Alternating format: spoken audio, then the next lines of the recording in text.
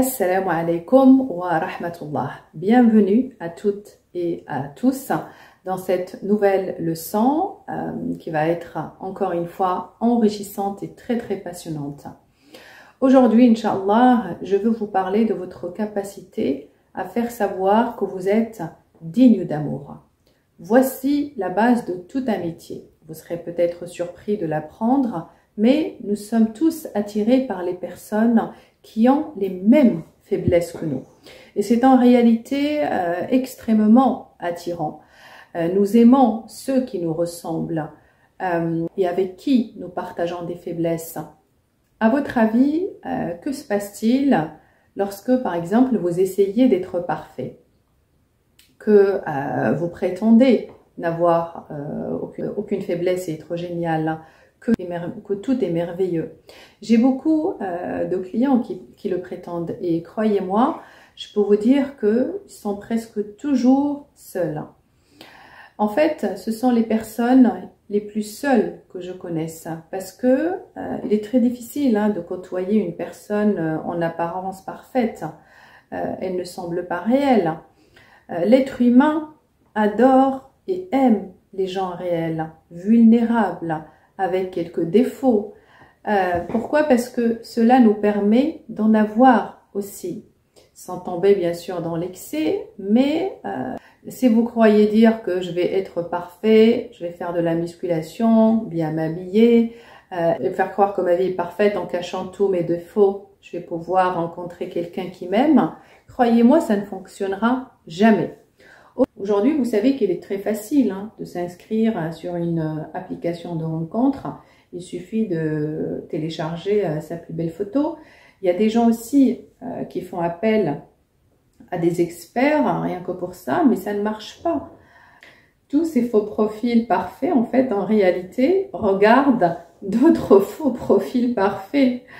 En fait, ils en oublient le principal. Nous sommes attirés par des gens qui sont comme nous et qui ont quelques faiblesses.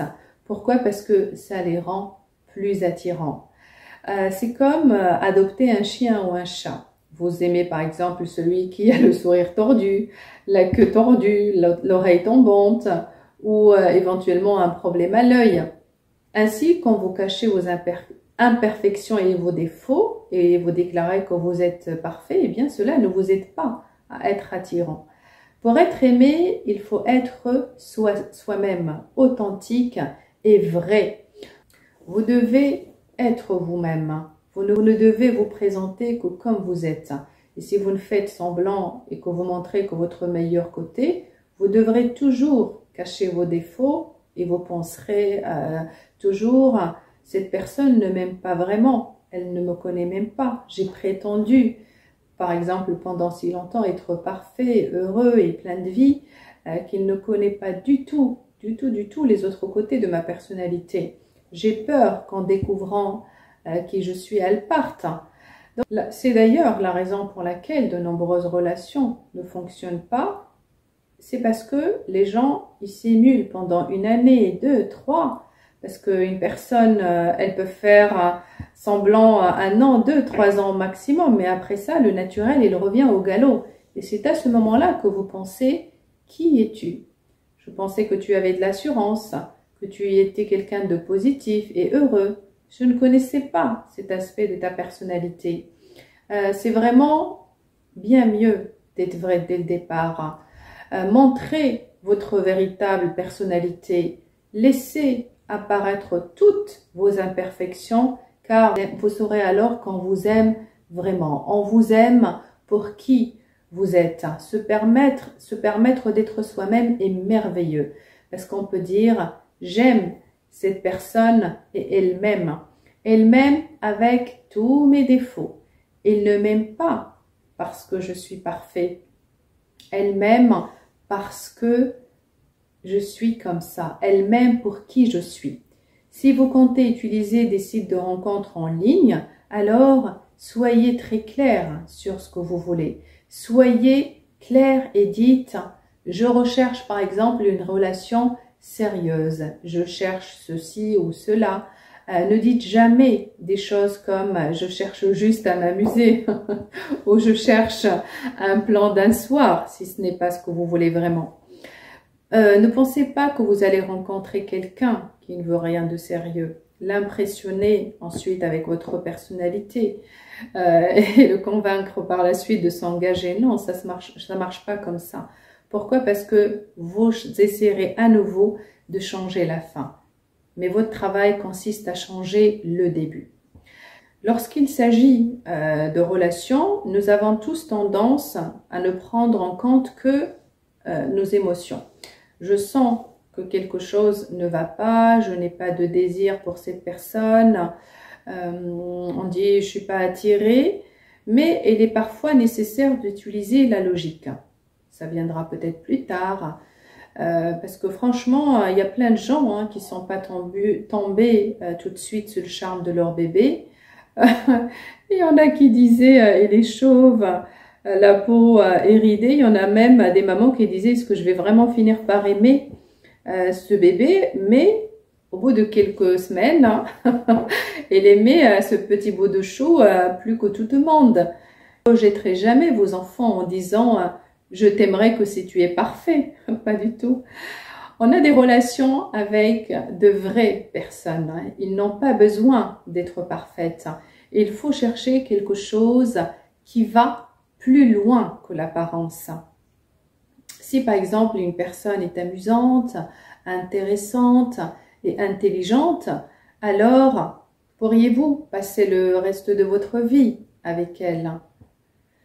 La question donc la plus importante que vous pouvez vous poser est la suivante.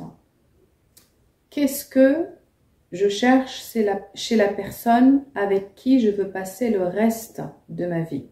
De quoi ai-je besoin? Croyez-moi, l'apparence ne devrait pas être une priorité parce que même si vous vivez avec un mannequin, après un certain temps, vous ne remarquerez plus sa beauté. C'est comme conduire par exemple une Porsche. Vous finissez par laisser des paquets de bonbons dans le sol. Et pareil, dans n'importe quelle belle voiture, je peux vous garantir. Alors vous regarderez dans ma voiture, il y a des chips, il y a des restes de gâteau, il y a du sable de la plage. C'est comme dans n'importe quelle voiture. Réfléchissez à ce que vous voulez vraiment trouver chez votre partenaire idéal. Ensuite, pensez qu'est-ce que votre partenaire idéal attend de vous. Avec quel genre de personne veut-il passer le restant de sa vie? Quel genre de personne cherche-t-il? Serait-ce vraiment vous? Le plus important est d'être ouvert et d'être honnête, ouvert, avoir quelques faiblesses, mais pas trop. Ne pas jouer avec l'autre, savoir ce que vous voulez vraiment. Et enfin, prendre la décision d'être seul que mal accompagné. Beaucoup de gens restent dans des relations qui ne fonctionnent pas parce qu'ils ont peur d'être seuls. Et pour cette raison, il y a de plus en plus de personnes qui s'engagent tout en sachant d'avance que leur relation ne fonctionnera pas. Quand vous pouvez dire « il n'y a rien de mal à être seul » et dire « en fait je suis merveilleux, intéressant, gentil, drôle et agréable », j'ai des amis, j'ai une famille, j'ai une bonne vie, alors je peux tout à fait être célibataire. Quand vous pourrez dire cela, eh bien, vous rencontrerez, Inch'Allah, quelqu'un. Parce que vous comprendrez enfin qu'être avec vous en vaut vraiment la peine. Voilà comment être digne d'amour. Vous reconnaissez vos dons, vos talents. Vous savez que vous méritez d'être aimé et vous vous aimez. Il est vraiment préférable d'être seul plutôt que mal accompagné. Donc des fois cette phrase est vraie. Sortez avec la conviction que vous méritez d'être aimé. Quand vous pourrez le faire, vous trouverez, Inch'Allah, l'amour. L'amour est partout, tout autour de vous. À chaque coin de rue, il y a l'amour. Et dans chaque café, il y a l'amour. J'ai rencontré certaines femmes qui disaient « je ne trouve pas d'hommes ». Quand je leur pose la question « où est-ce qu'ils cherchaient des hommes ?» il y en a qui répondaient au yoga. Alors, c'est pareil pour vous. Comment aller trouver un homme dans cet environnement? Si vous voulez vraiment en trouver un, alors inscrivez-vous dans un club de golf. Apprenez à jouer au poker si vous aimez ces jeux. Rendez-vous au garage automobile le samedi matin, c'est rempli d'hommes. Participez à des séminaires ou éventuellement à des conférences. Il y a des hommes partout. En vous présentant à un homme avec confiance et avec joie, vous en ramènerez un à la maison plus vite que prévu, croyez-moi. Et c'est exactement la même chose d'ailleurs pour la jante masculine. Si vous montrez que vous êtes gentil, que vous êtes bienveillant, vous trouverez aussi quelqu'un. Parce que les gens, en fait, ils attendent souvent que quelqu'un se présente à eux par magie en se disant « Tiens, bonjour, me voilà ». Si vous voulez un emploi, vous allez le chercher. Si vous voulez une nouvelle maison, vous allez la chercher. Vous ne dites jamais je cherche à acheter une maison, mais il n'y en a pas, ils sont toutes prises. Je cherche un emploi, mais il n'y en a pas un que j'aime, je n'obtiendrai jamais à celui que je veux. » Ne jetez pas l'éponge avant d'avoir essayé. Allez trouver ce que vous voulez en toute confiance. Présentez-vous à des personnes du sexe opposé. Faites-le avec une conviction absolue que vous méritez d'être aimé et que vous valez la peine d'être reconnu. Vous cesserez très bientôt, j'en suis sûre, d'être célibataire. Je suis convaincue de ce que je vous dis, car je l'ai fait avec mes patients, surtout les patients de cette thérapie. Et une jeune femme qui était venue l'année dernière dans ce cours-là, je lui avais dit, en moins d'1 an, vous serez mariée. Je viens de recevoir les photos de ses fiançailles et elle m'a dit, c'est bizarre, non? Je vais me marier après notre rencontre, comme vous me l'aviez dit. En fait, c'est parce que je lui avais fait changer ses croyances sur elle-même, changer son énergie. J'ai fait en sorte qu'elle sache qu'elle méritait d'être aimée. Tout le monde peut le faire parce que ça vient de vous. Ça doit être fait par vous-même et personne d'autre. Savoir que vous méritez d'être aimé est un travail interne. Ce n'est pas à quelqu'un d'autre de le savoir et de vous le prouver, pas du tout. Vous devez le savoir et l'accepter, non pas pour le prouver aux autres, mais pour vous le prouver à vous-même. Lorsque, Inch'Allah, vous aurez trouvé la personne idéale, rappelez-vous qu'il ne s'agit pas de « je donne la moitié et tu donnes l'autre », pas du tout. Vous devez vous donner à 100%.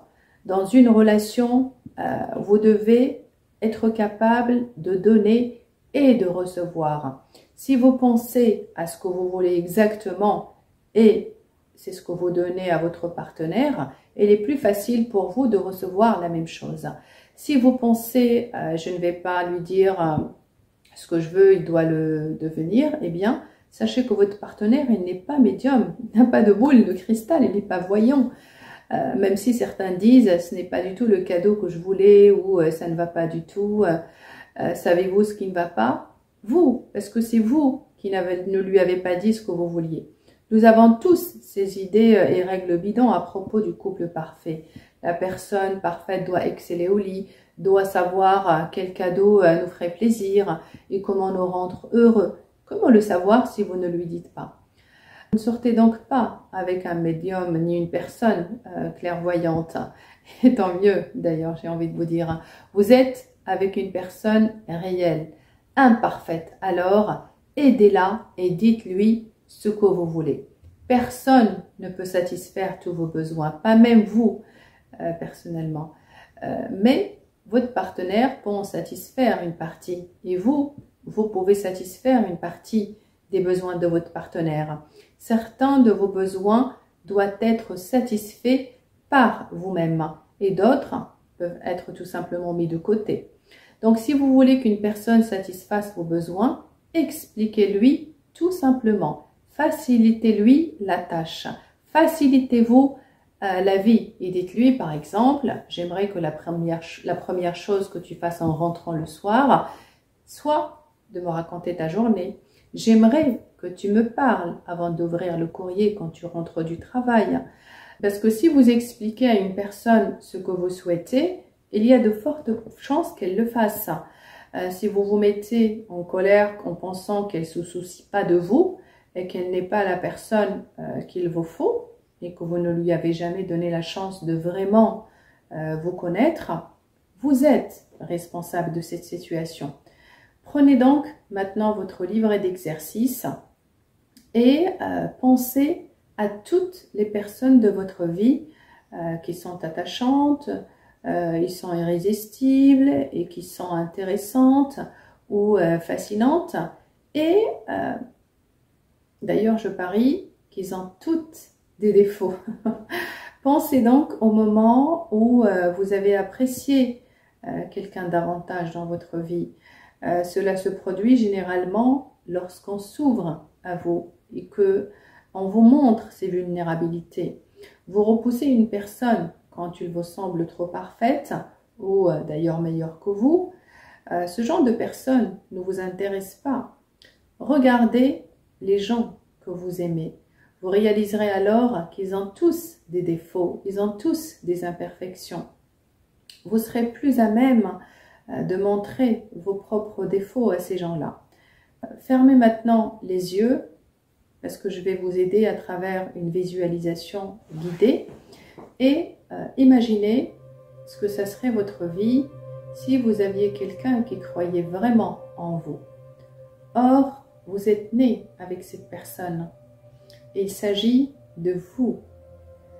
Quand vous étiez enfant, il y avait une voix intérieure qui vous disait « Tu peux le faire ». Les enfants apprennent à marcher, à parler, à manger et à ramper très jeunes et par leurs propres moyens. Ils n'abandonnent jamais. Ils ont une pom-pom girl dans la tête qui leur dit « Oui, tu peux le faire ». Même lorsque les choses tournent mal et qu'ils ne peuvent pas marcher, tenir debout et qu'ils continuent de tomber, cette pom-pom girl ne leur dit pas « Tu ne peux pas le faire, tu en es incapable ». Elle continue de les encourager, même quand ils n'y arrivent pas. Vous avez aussi une pom-pom girl qui secoue ses pompons dans votre tête. Elle crie votre nom et dit « C'est fait pour toi. Tu peux le faire. Tu es extraordinaire. Tu es merveilleux. Tu es génial. Tu es trop fort. » Mais vous avez aussi une voix plus critique et qui vous dit « Tu ne peux pas le faire. Tu as encore tout gâché. » Laissez-moi vous poser une question.